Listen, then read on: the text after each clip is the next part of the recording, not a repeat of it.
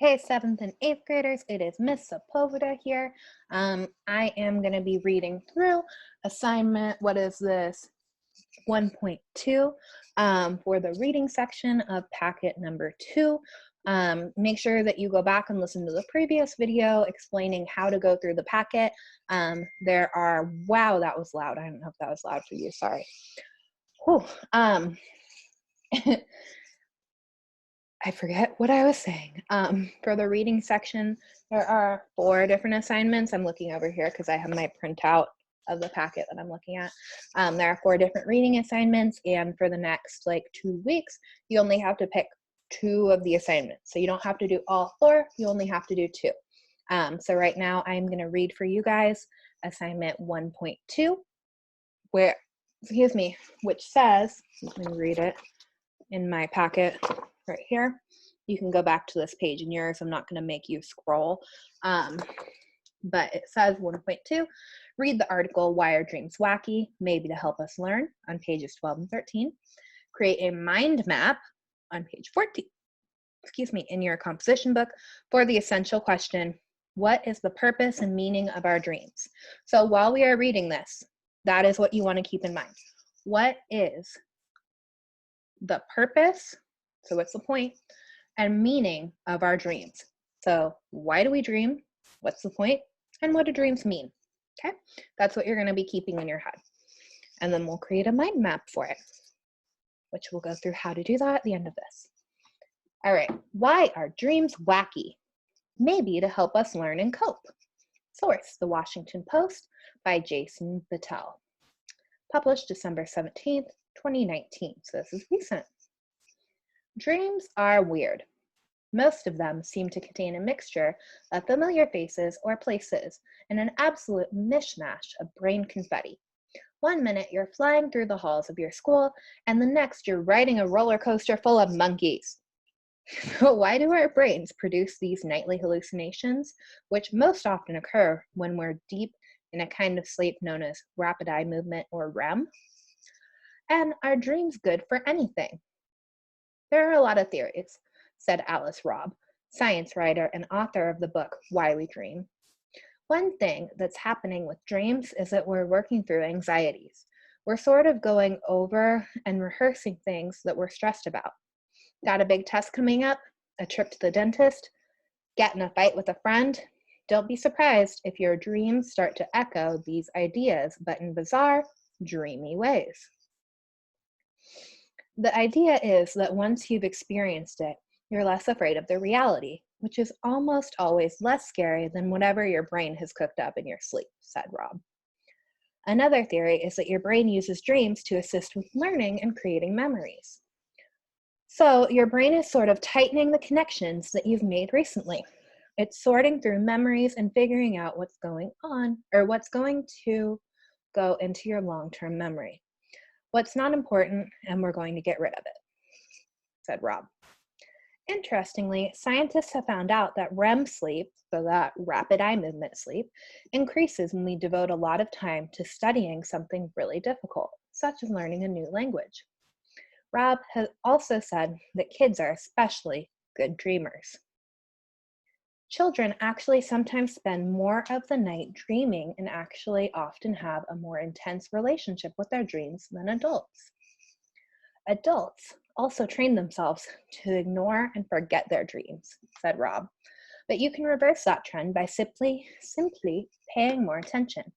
Try keeping a dream journal, for instance, as one way to be more conscious of all the wacky things that flit through your brain while you're sleeping. This may also help you key into common themes in your dreams that relate to what's going on in your own life. If you want to understand what those dreams mean to you, you have to pay attention to your own patterns, said Rob. Perhaps flying through the school represents your craving for summer break. Maybe the argument with your friend is your brain's way of preparing you to settle your differences. And the roller coaster ride full of monkeys? Well, that's for you to figure out. Okay, so that was the article. And remember, we are supposed to be answering the essential question or thinking of the essential question. What is the purpose and meaning of our dreams? That was loud. Why am I getting that? Okay. So next, we're going to read through a mind map, what a mind map is, and how you guys are going to kind of translate the information you learned from that article into something tangible that we can grade. All right. Mind map characteristics. Mind maps are diagrams that can be used to visually organize information. A mind map is hierarchical and demonstrates the relationship among increasingly smaller pieces of a larger concept. Mind maps are usually created around a single central concept, which is placed at the center of a blank page as the parent. Then, associated child ideas, such as images and words, are added. Ideas can branch off as much as needed. So for you guys, the parent idea would be dreams.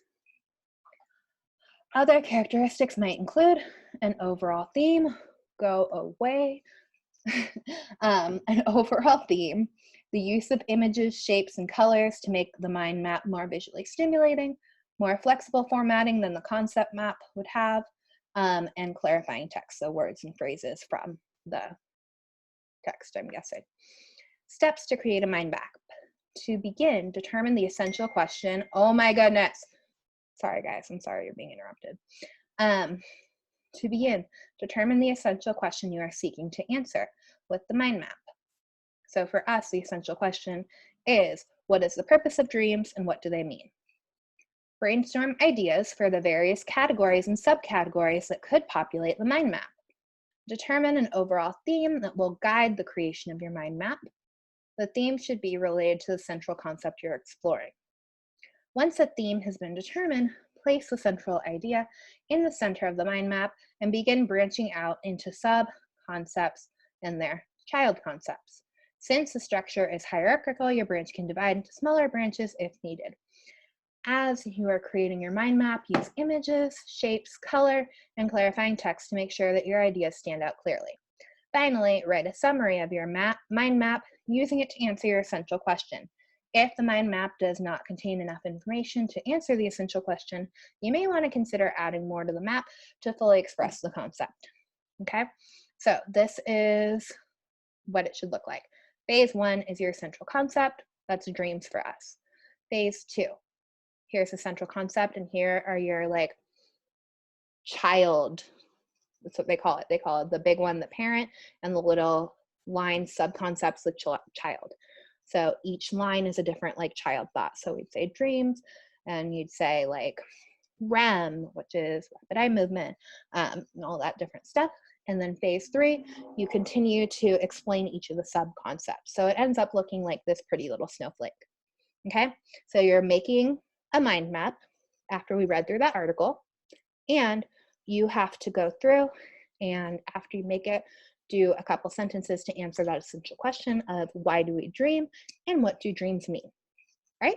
So that is it for assignment 1.2 for reading. If you guys are going to do 1.3, then I will see you in the video for that assignment.